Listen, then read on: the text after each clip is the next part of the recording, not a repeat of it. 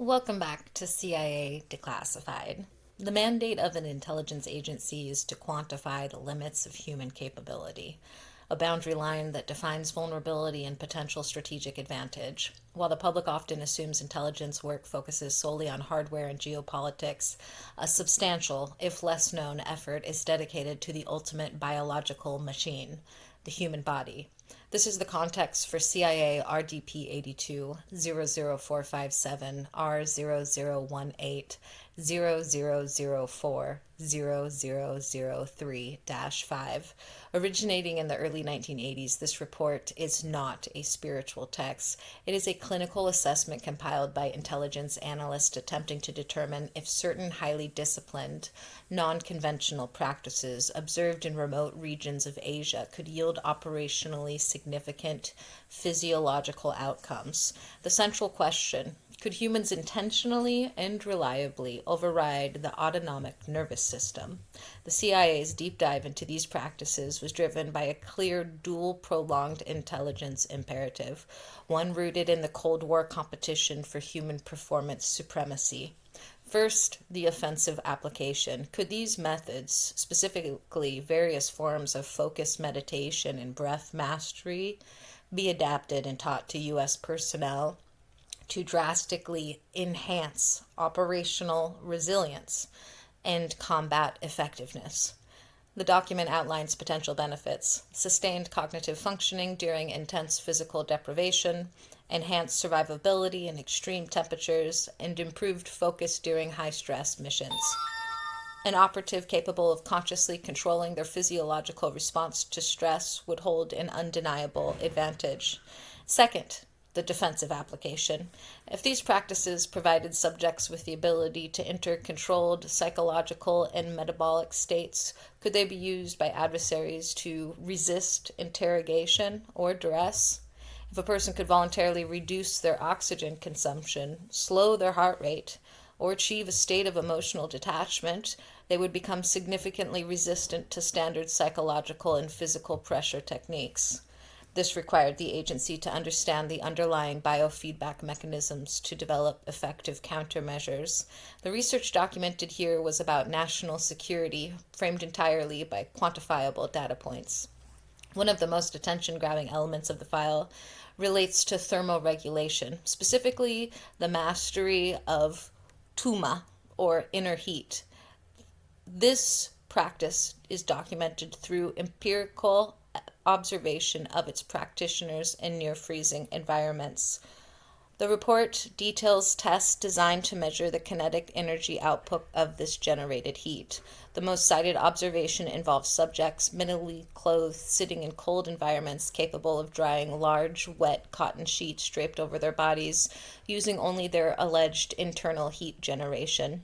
The analysis stressed that this drying process was repeated multiple times. The intelligence analyst's job was to deconstruct this phenomenon. Was this merely an extreme but understandable form of isometric muscular tension resulting in heat production, a controlled shivering, or did it represent a genuine neuroendocrinal bypass of the body's standard homeostatic controls?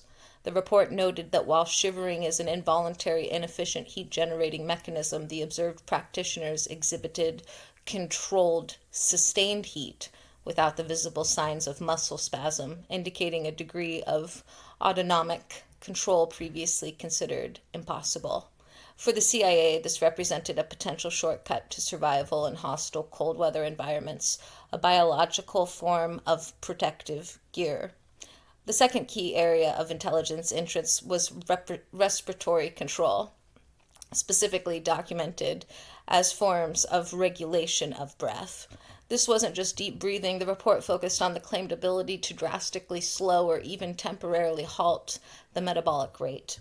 Intelligence analysts were tracking claims of individuals who could sustain complex mental tasks or enter extended meditative states with minimal air take, leading to prolonged periods of controlled apnea, breath holding.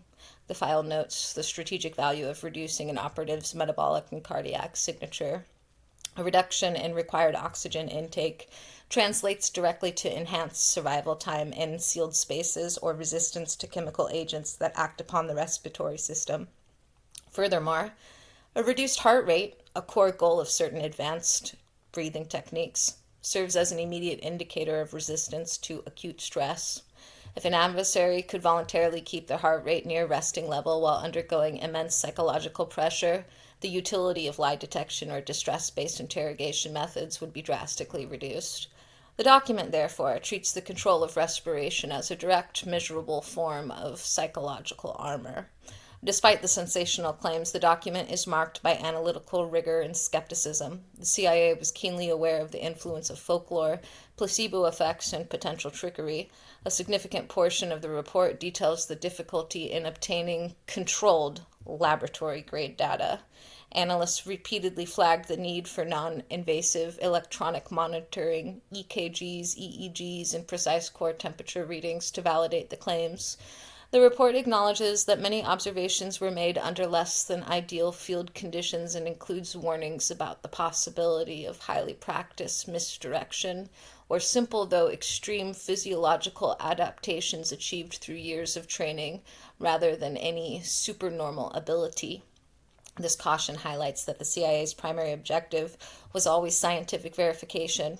The extraordinary nature of the claims simply mandated that they could not be ignored. It represents the intelligence community's pragmatic approach. If a foreign entity believes in something powerful, we must understand its limits regardless of whether it fits our current scientific model. Next time we turn our attention to the shadows of the archive, we analyze the baffling document.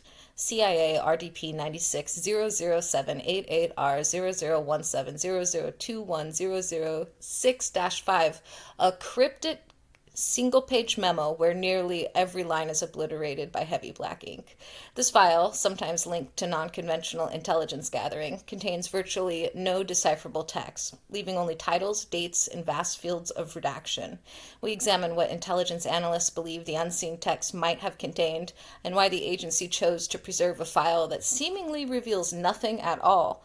Join us as we explore the mystery of the document that is defined entirely by what we cannot see. In the meantime, I'll see you in the archives.